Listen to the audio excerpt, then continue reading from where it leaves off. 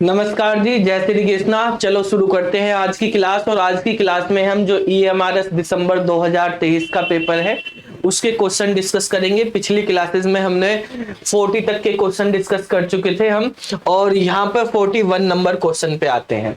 41 number question जो है यहाँ पे लिखा है कि GPRS is basically the standard barrier of. जो GPRS है, ठीक है, तो GPRS कौन से उसमें यूज किया गया था?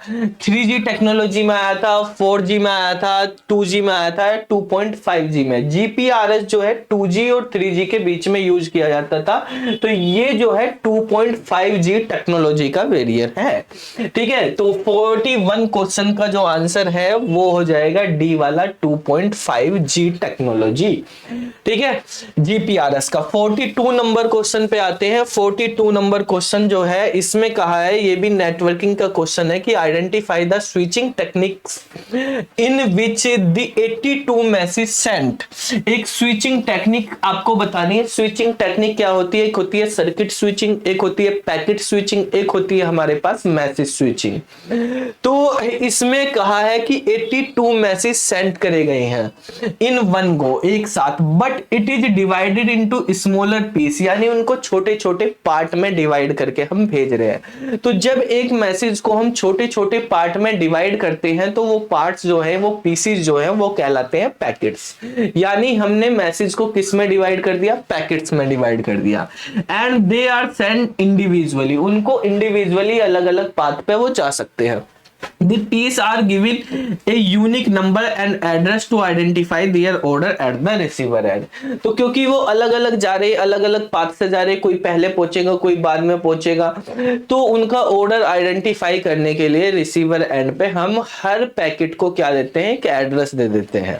ठीक है, तो एक यूनिक नंबर और एड्रेस दे दिया। तो ये किस टाइप की स्विचिंग टेक्निक के बारे में बात कर रहा है? तो ये बात कर रहा है पैकेट स्विचिंग के बारे में। पैकेट स्विचिंग में इसी तरह से होता है कि मैसेज को मल्टीपल पैकेट्स में डिवाइड कर दिया जाता है और वो इंडिविजुअल इंडिपेंडेंट पाथ से ट्रेवल करते हैं। ठीक है, जबकि सर्किट स्विचिंग जो होती है उसके अंदर सारा मैसेज एक ही साथ जाता है, एक ही पाथ से जाता है। तो इसका करेक्ट आंसर जो होगा वो होगा हमारे पास पैकेट स्विचिंग। ठीक है, ए वाला आंसर हो जाएगा। बाइनरी स्विचिंग कोई स्विचिंग टेक्निक नहीं है। जो सर्किट स्विचिंग है, सर्किट स्विचिंग आपको बताया एक ही साथ जाती है। Message switching store and forward पे के कॉन्सेप्ट पे काम करती है। तो आंसर इसका हमारे पास हो जाएगा ए वाला। अब क्वेश्चन नंबर 43 पर आते हैं। क्वेश्चन नंबर 43 में कहा है identify the Boolean expression from the given option. ठीक है, एक बुलियन एक्सप्रेशन दिया निकालना है। ये हमारे पास एक सर्किट है, इस सर्किट का बुलियन एक्सप्रेशन। तो इस सर्किट को सोल्व कर लेते हैं। देखो, ये हमारे पास और गेट बना हुआ है। ठीक है, ये हमारे पास एंड गेट बना हुआ है यहाँ पे, और ये हमारे पास और गेट बना हुआ है। एंड और गेट के कॉम्बिनेशन से बना हुआ है। ये हमारे पास इन्वर्टर लगे हुए हैं। तो जब बी इन्वर्टर में जाएगा तो यहाँ पे हो जाएगा बी डैश, सी इन्वर्टर पर जाएगा तो यहाँ पे सी डैश होगा। और क्या करता है? एडिशन करता है, यानी इसमें ए इनपुट आया और बी डैश आया इनपुट, तो ये हो जाएगा यहाँ पे ए प्लस बी डैश हो गया। अब यहाँ पे एंड लगा तो एंड मल्टीप्लाई करता है। ठीक है, तो यहाँ पर इसमें ए प्लस बी डैश एक इनपुट हो गया, सी डैश दूसरा इनपुट, तो ए प्लस बी डैश, ठीक है, और इसमें इंटू सी डैश हो जाएगा। अब यहां से हमारे पास डी जा रहा है इस वाले और गेट में, और गेट है एडिशन करेगा, तो ए प्लस बी डैश पहले वाली इस लाइन से आएगा और सी डैश ये आया, और दूसरी वाली लाइन से इनपुट लाइन से हमारे पास डी आया। तो A plus B dash into C dash plus D, तो ये हमारे पास डी वाले ऑप्शन में दिया हुआ है। डी वाला ऑप्शन आपका करेक्ट हो जाएगा यहाँ पर। इस तरह से इनको हम सोल्व करेंगे। अब नेक्स्ट क्वेश्चन पे आते हैं, क्वेश्चन नंबर 44 पे। इसमें कहा है कि Boolean expression A dot B dash, A dot B dash के बारे में पूछा है, इज इक्विवेलेंट टू। तो ये आप यहाँ पर ए डॉट बी डैश हमें लगाएंगे, डी मॉर्गन लो लगा सकते हैं, होल डैश लिखा हुआ एंड गेट पे, तो ये क्या हो जाएगा? ए डैश प्लस बी डैश। ठीक है, होल डैश लगा हुआ तो इंडिविजुअल का डैश कर देंगे, ठीक है, कॉम्प्लीमेंट कर देंगे और इनटू का प्लस हो जाएगा। तो ए डैश प्लस बी डैश जो है ऑप्शन सी में दिया हुआ, ऑप्शन सी आपका यहाँ पे करेक्ट हो जाएगा। क्वेश्चन नंबर 45 पे आते हैं। क्वेश्चन नंबर 45 ये बुलियन अलजेब्रा की क्वेश्चन है सब। Identify the Boolean gate which represent the following truth table. तो ट्रूथ टेबल में 0 0 पे 1, 0 1 पे 1, 1 0 पे 1 और 1 1 पे 0। तो आप देख रहे हैं ये जो है, अगर हम बात करें तो ये नैंड गेट है, एंड गेट का उल्टा है नैंड गेट। एंड गेट में लास्ट में 1 होता है, 1 1 पे बाकी सब 0 होती है, ये उसका रिवर्स हो रहा है, यहाँ पे तीनों पे 1 है। ठीक है, और जब दोनों आउटपुट हमारे पास 1 है तो आपको आउटपुट क्या मिल रहा है, दोनों इनपुट 1 है तो आउटपुट मिल रहा है 0। एक भी इनपुट अगर 0 हो गया तो आउटपुट 1 है। तो ऐसा नैंड गेट के अंदर होता है। तो 45 नंबर क्वेश्चन जो है इसका आंसर हो जाएगा आपके पास नैंड।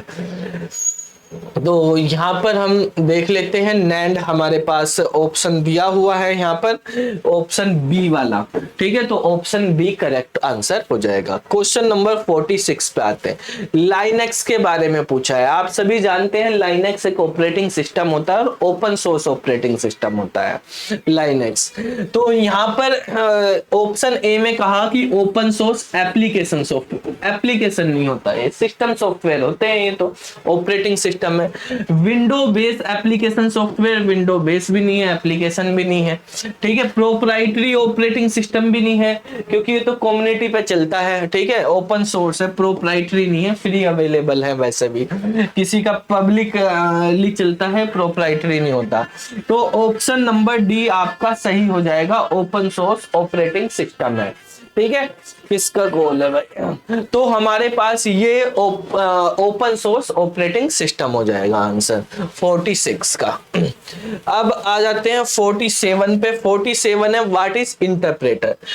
तो हमारे पास कुछ जो होते हैं लैंग्वेज ट्रांसलेटर होते हैं, जैसे कंपाइलर, इंटरप्रेटर और assembler. Compiler high level language को लो लेवल में कन्वर्ट करता है, इंटरप्रेटर भी हाई लेवल लैंग्वेज को लो लेवल में कन्वर्ट करता है। कंपाइलर पूरे प्रोग्राम को एक साथ करता है जबकि इंटरप्रेटर 1 by 1 करता है। एक असेंबलर होता है जो असेंबली लैंग्वेज को लो लेवल लैंग्वेज में कन्वर्ट करता है।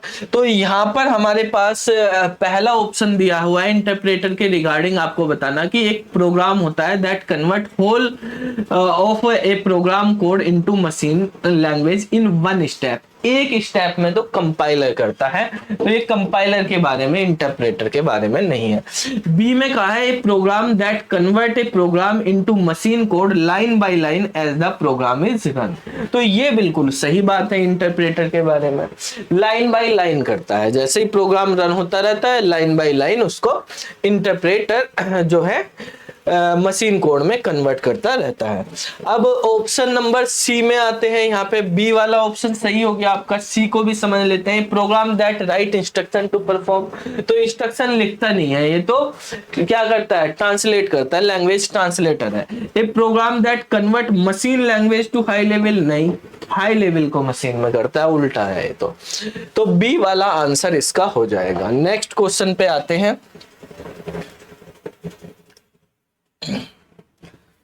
48 पे आप जो है हमारे कॉन्टेक्ट नंबर, आपको ये व्हाट्सएप नंबर तो पता ही होगा 7048972696। ठीक है, ये व्हाट्सएप नंबर है। आपको अगर मुझसे कोई डायरेक्ट बात करनी होती है तो आप व्हाट्सएप पे मैसेज करके कर सकते हैं। वैसे आपको कॉल करना तो हमने कॉल पे इस नंबर पे बिजी रहता है, कॉल आती रहती है वैसे भी, तो कभी नेटवर्क की प्रॉब्लम होती है तो एक लैंडलाइन नंबर भी है, ये वाला नंबर, आप इस पे भी कॉल करके कोई इन्फॉर्मेशन अगर आपको लेनी है तो कर सकते हैं। 01145651928। ठीक है, तो इस पे भी आप कॉल करके पता कर सकते हैं। अगर ये नंबर पे कॉल नहीं लगती है तो आप उस पे लैंडलाइन नंबर पे कॉल कर सकते हैं। 48 नंबर क्वेश्चन पे आते हैं हम यहाँ पर। तो 48 नंबर क्वेश्चन है कि इफ ये एक्सोर का सिंबल है कि ये एक्सोर गेट को रिप्रेजेंट कर रहा है, तो अगर ए एक्सोर बी सी के बराबर है तो बी एक्सोर सी आपको बताना है क्या होगा। तो इसको समझने के लिए हम यहाँ पे देखो समझ लेते हैं किस तरह से करेंगे।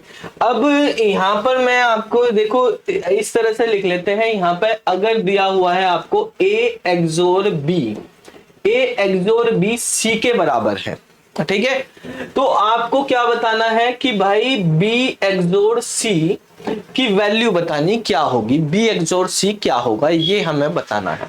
तो आप यहां पे समझे ए एक्सोर बी का मतलब क्या होता है, A B dash plus A dash B, ये सी के इक्वल है। ठीक है, इस सी की वैल्यू क्या है, A B dash plus A dash B. अब यही वाली वैल्यू इसमें अगर हम पुट कर देते हैं, यहां पे रख देते हैं तो क्या होगा, ठीक है, तो वो हमें यहां पे समझना है। तो बेसिकली अब यहां पर आप समझो कि अगर यहां पे b तो लिखा ही हुआ है, c की वैल्यू पहले तो इसको खोल लेते हैं, b c डैश प्लस के b डैश c, ये बन गया। ठीक है भाई, अब अगर हम यहां पे देखें B C dash plus B dash C बन गया, सी की वैल्यू ये वाली वैल्यू यहां पे पुट कर देते हैं, तो ये क्या बन जाएगा हमारे पास, बी सी डैश मतलब ए बी डैश प्लस के ए डैश बी का होल डैश हो गया। ठीक है, और प्लस के इधर बी डैश और सी की वैल्यू क्या होगी, ए बी डैश प्लस के ए डैश बी। ठीक है भाई, ये होगी। अब आपको पता है ये एक्सोर है, एक्सोर का कॉम्प्लीमेंट क्या होता है, एक्स नोर होता है। तो एक्स नोर का एक्सप्रेशन लिख देते हैं हम यहाँ पे, यानी ए बी प्लस के ए डैश बी डैश, इसको करेंगे तो यही आएगा एक्स नोर का एक्सप्रेशन।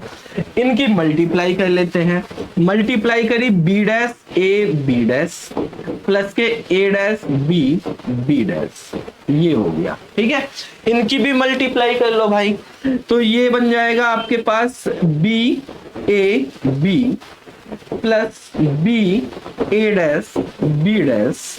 ठीक है, प्लस अब देखो यहाँ पे बी बी डैश दो बार आ रहा है, तो दो बार लिखने की जरूरत नहीं, एक ही बार लिख लेते हैं।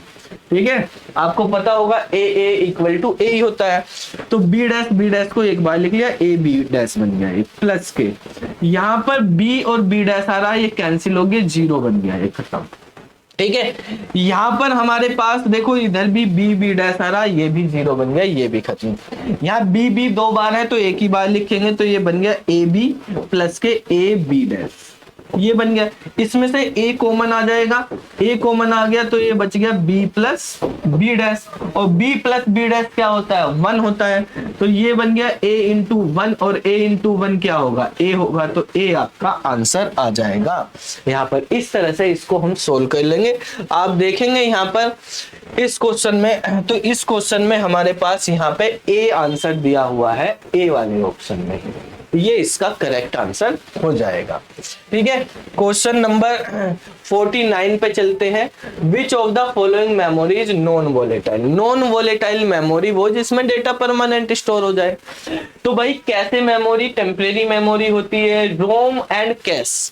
कैसे मेमोरी आ गया यहाँ पे, रैम ये भी नहीं है, टेम्परेरी है सब, रोम जो होती है ये परमानेंट होती है। ठीक है, तो आंसर हो जाएगा आपका डी। नेक्स्ट क्वेश्चन पे आते हैं, question number 50। In Boolean algebra A dot A plus B, तो यहाँ पे A dot A plus B लिखा हुआ है, तो वैसे भी आंसर ए ही होगा अगर उसके साथ मल्टीप्लाई किसी की भी करो, लेकिन सोल्व कर लेते हैं वैसे ही। ए डैश हो गया, मल्टीप्लाई करी ए बी हो गया, ए को क्या लिखेंगे, ए यहाँ पे ए बी हो गया, यहाँ से ए कॉमन ले लो, तो ए कॉमन ले लिया आपने, क्या बचा वन प्लस बी, वन में कुछ भी ऐड करो क्या होता है, वन ही होता है, ए इंटू वन क्या बन गया, ए बन गया, आंसर हो गया आपके पास सी। ठीक है, तो इस तरह से हमारे पास ये वाले क्वेश्चन हमें सोल्व करने होते हैं। ठीक है, 50 तक के क्वेश्चन हमने यहाँ पे सोल्व कर लिए, इससे आगे के क्वेश्चन जो है हम अगली वीडियो में डिस्कस करेंगे। ठीक है, आप अगली वीडियो के लिए वेट करना, नेक्स्ट वीडियो में मिलते हैं, तब तक के लिए बाय बाय।